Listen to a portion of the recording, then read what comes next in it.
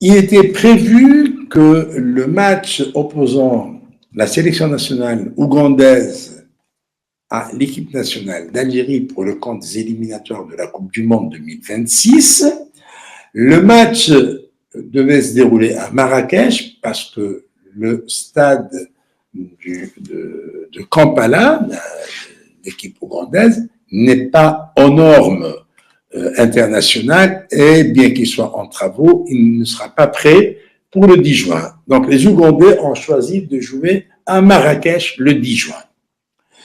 Les autorités algériennes ont été soudoyées, et je dis bien soudoyées des Ougandais, pour les convaincre de ne pas jouer à Marrakech et de choisir un autre pays, entre autres, par exemple, la Tanzanie.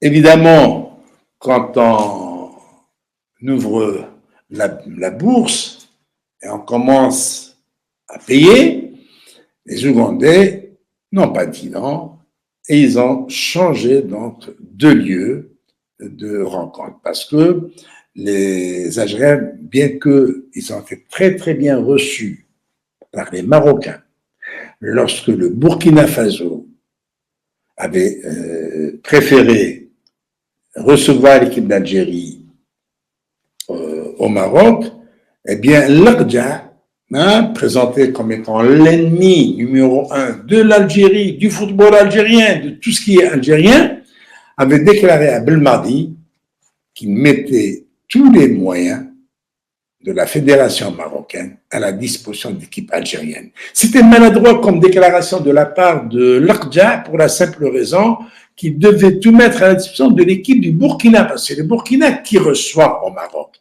et non pas l'équipe d'Algérie. Mais emporté par ce sentiment fraternel envers les Algériens, l'Aqja avait fait cette déclaration à Jamal Belmadi, qui était à l'époque le driver de l'équipe nationale algérienne.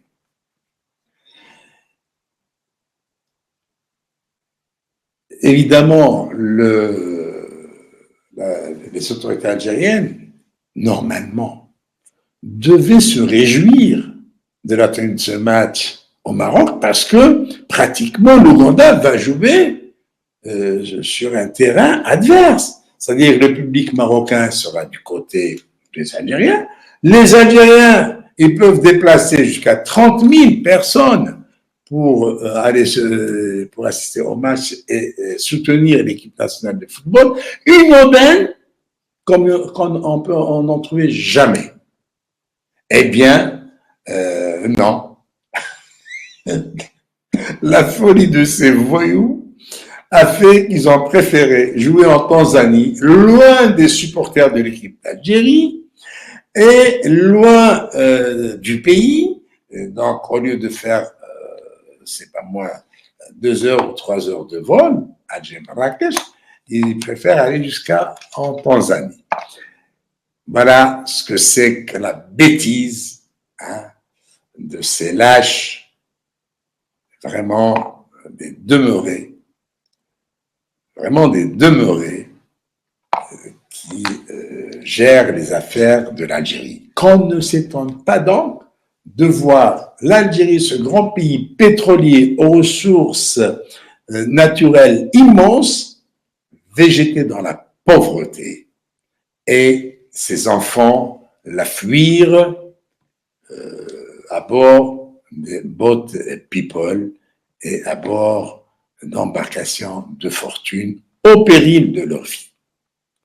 Voilà, donc je vais donner cette information en arabe et on se retrouve un peu plus tard. Merci de votre attention.